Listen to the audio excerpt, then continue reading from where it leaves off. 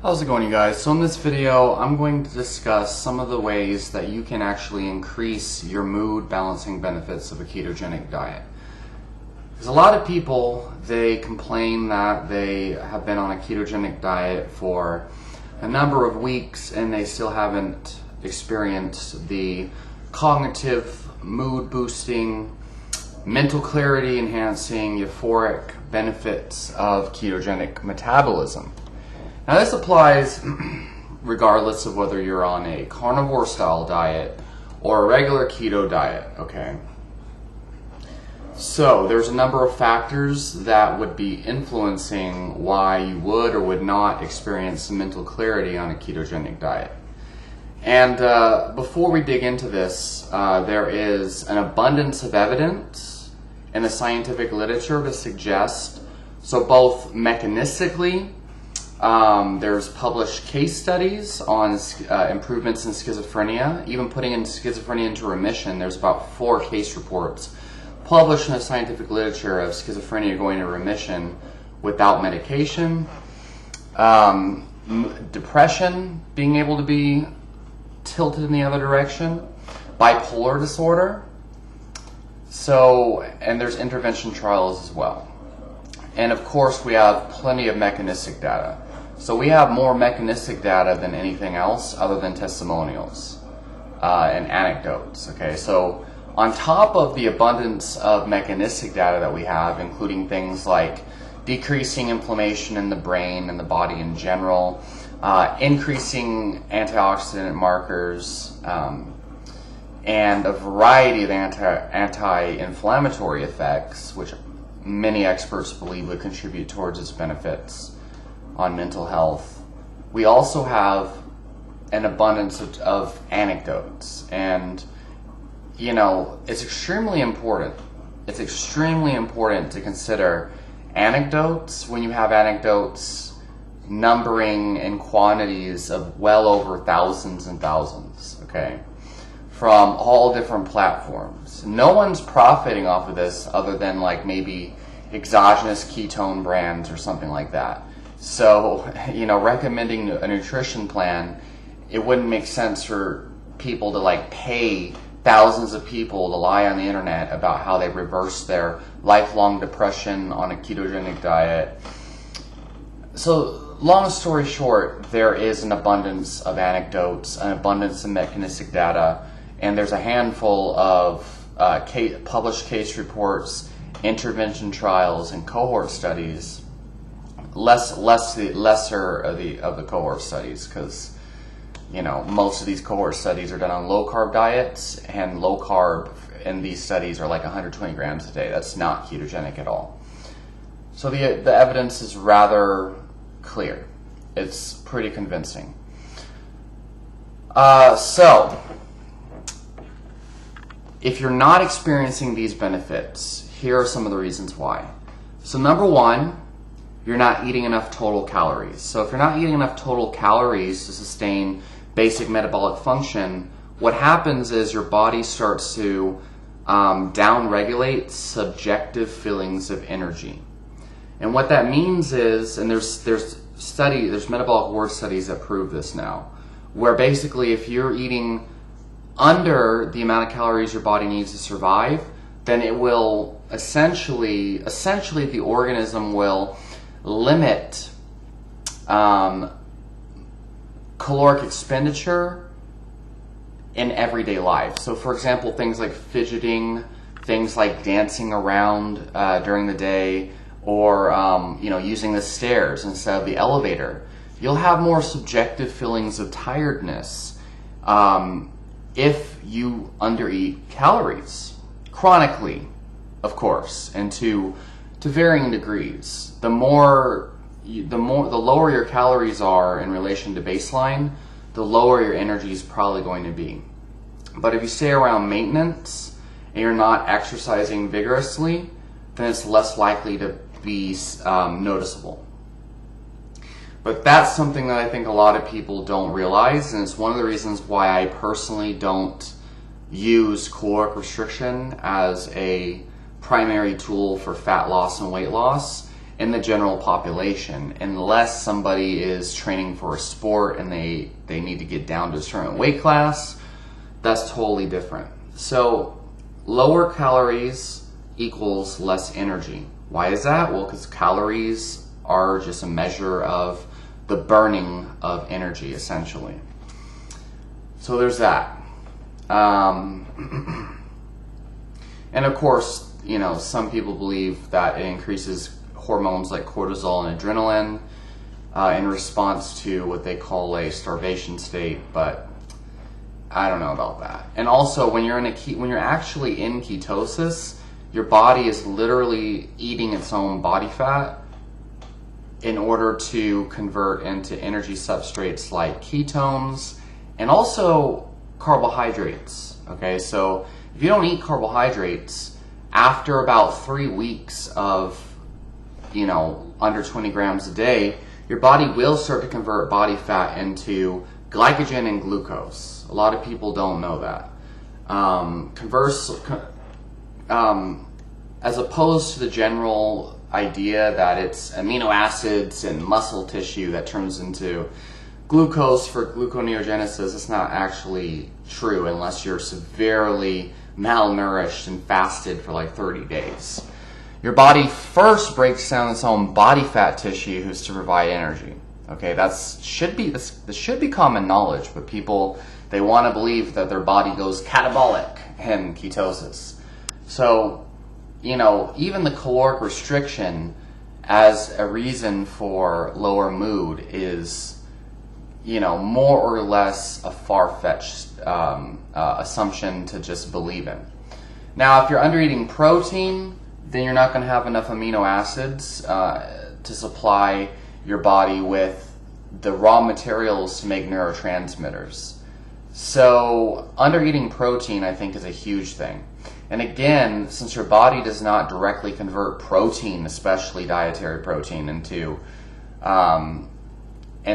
glucose, what that means is you are more than able to eat 1 gram per pound of ideal body weight a day from protein.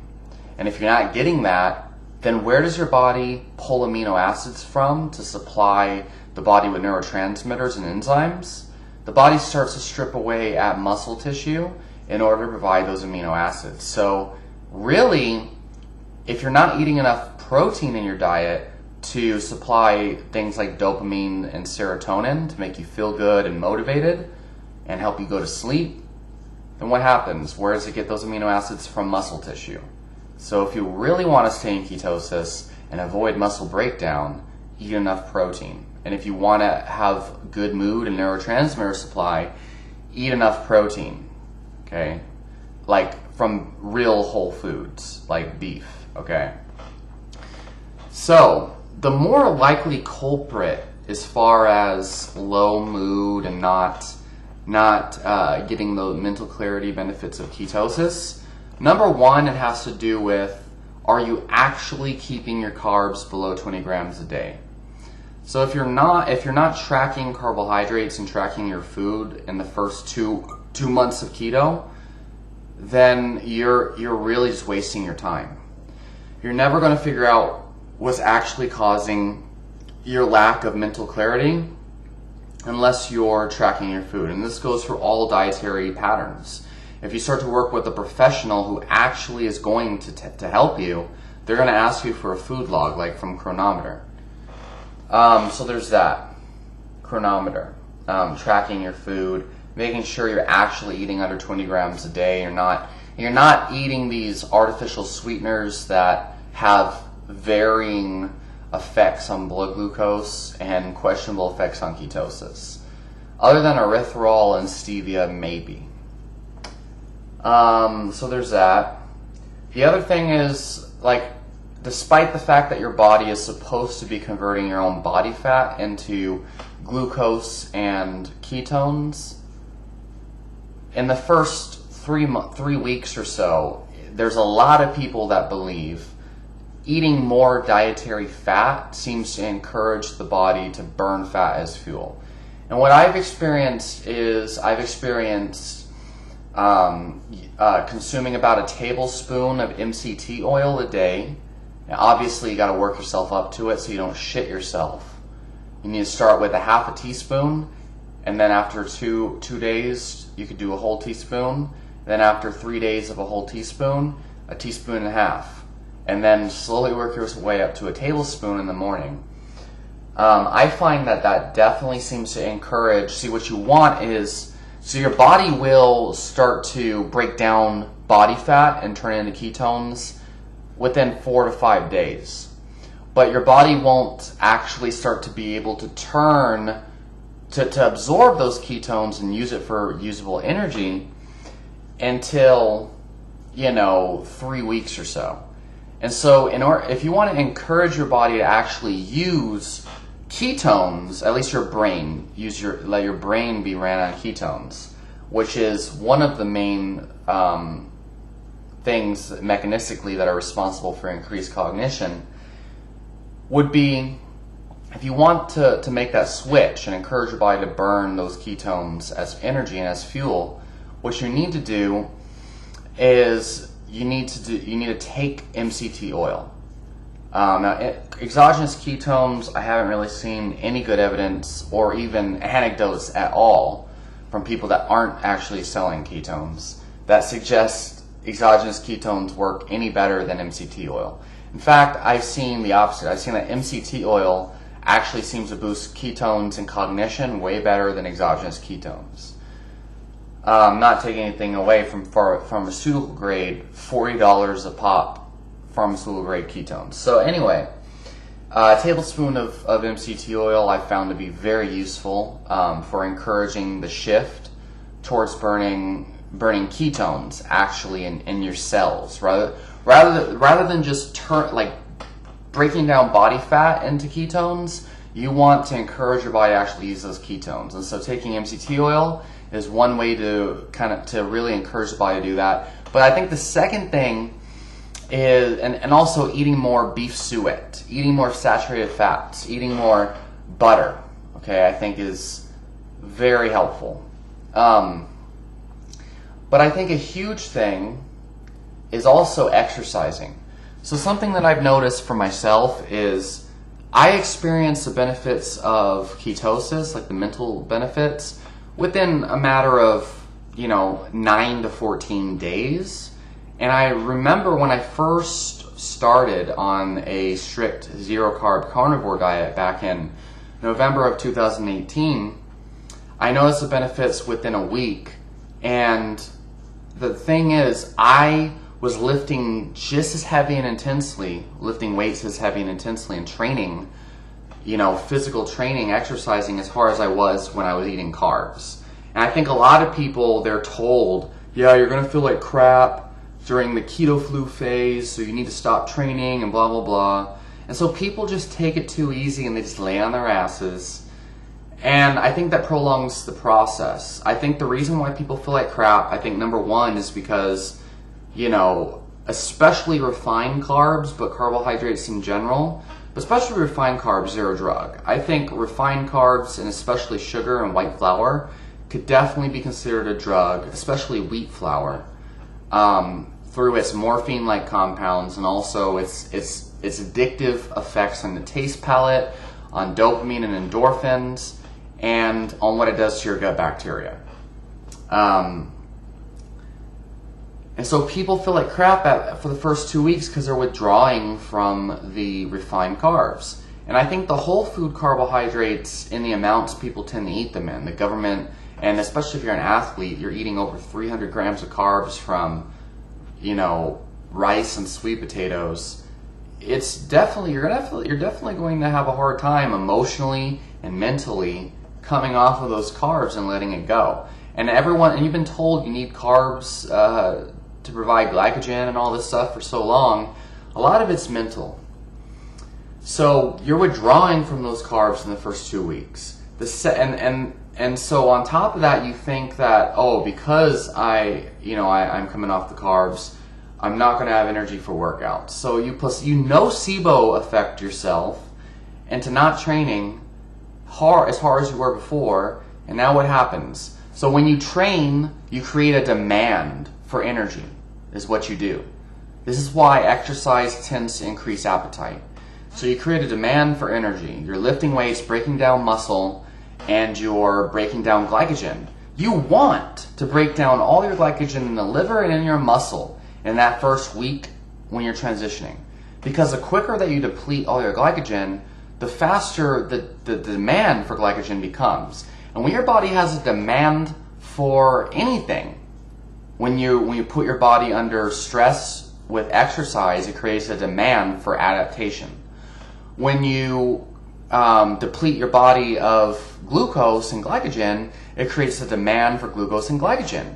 So when your body has a demand for energy, for glycogen and glucose, what does it do? It tries to produce it on its own. Gluconeogenesis, for example, is a demand-driven process. And so if you are breaking down, if you give your body enough protein, it's not going to break down muscle, maybe in the first 3 days at the most. But it'll create a demand to break down body fat and turn it into glucose and glycogen. And now you fulfill that demand from the hard training with body fat. And then if you don't have glucose to supply the brain would literally die without it. But the brain doesn't die because you don't just run out of glucose magically. So if you train hard enough in that first 2 weeks, you create the demand for ketones and glucose to fuel the body, and your body is likely to adapt faster. So I think that's another reason is that people it takes them forever to adapt because they're not training hard, they're taking it too easy, and they're not eating enough protein, and they create all these problems for themselves. So eat more fat, exercise more, create the demand for ketones and glucose, and don't be scared of consuming MCTs just because it's a supplement. You'll feel way better. And you're probably going to encourage your body to start burning those ketones because there'll be more circulating in the blood. And then if you eat enough protein, then your body won't be forced to break down your muscle tissue to supply amino acids for neurotransmitters and other processes. If you eat enough fat, your body will have a supply of energy that's not glucose, so they can actually provide those ketones and glucose in the long run. And so the other thing is consuming enough electrolytes. So here's the thing. If you are going to just not eat salt, then you need to understand you shouldn't be doing magnesium, you shouldn't be doing potassium. If you are one of those people who believes, oh no, our ancestors didn't get salt from blood of the animals they kill, they didn't get salt from salt water if they live close to the sea, they didn't get salt from the dirt or whatever else they were eating, the insects they probably ate, they didn't follow animals to salt licks. If you're one of those people who thinks that you don't need salt, don't supplement with magnesium or potassium or anything else, because what I find is if people supplement with magnesium to fall asleep, they create imbalances unless they balance out the magnesium with potassium and sodium. That's the first thing. The second thing is I think it's a good idea to supplement with all of the minerals, because it's more common for people to feel like crap in the first 2 months if they don't use a salt substitute and a regular sea salt or Redmond's real salt and a magnesium supplement. So instead of buying overpriced electrolyte supplements that typically contain sugar, typically don't contain enough minerals, all you need is to buy like some Morton's low salt. It contains potassium, sodium, and a tad bit of magnesium. So approximately 600 milligrams of potassium, 600 milligrams of sodium for every liter of water you drink, or for every 2 liters of water you drink. How about that? And then take magnesium before bed. Take 400 milligrams of magnesium citrate before bed. That's what I do. And you will have your electrolytes covered if you do that. And then just salt your food liberally, and you should be okay. For some people, you might do better if you supplement with like a whole, 3 teaspoons of salt. But a lot of people, they don't feel good on keto in general because they're clueless on salt. And it's crazy because I see this a lot more on forums now. So back in the day, the Reddit keto forum was like the big thing. And Keto Gains in particular have an entire protocol standardized for electrolyte intake. And people nowadays are on Facebook groups and shit. There's grandpas and grandmas on Facebook groups. And these people just started like the keto diet or just started the carnivore diet. They haven't been doing it that long.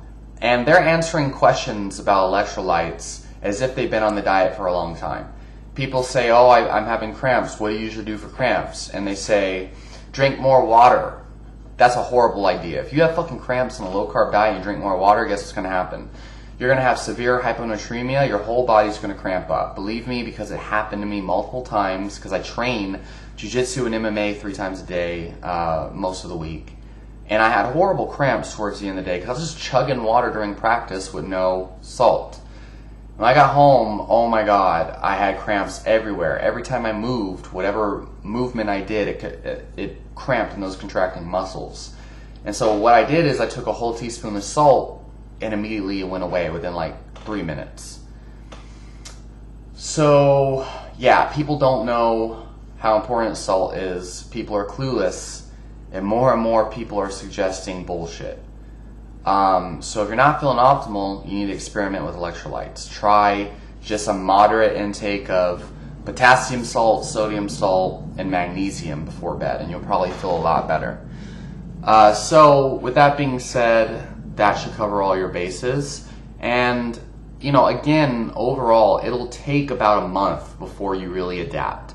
If you're exercising vigorously, you're eating more fat, you're eating MCT oil, and you're at least moderately supplementing with a moderate amount of potassium, sodium, and magnesium, you're getting 1 gram per pound of optimal, body weight, ideal body weight, then you will be feeling good. There should be no reason why you're not. Unless you're consuming vegetables and you have an intolerance to them, or you're not sleeping well because you don't have your sleep hygiene on track. People don't realize how effective it is just to wear a sleeping mask, sleep in a cold room, use white noise, and you'll fall asleep like a baby.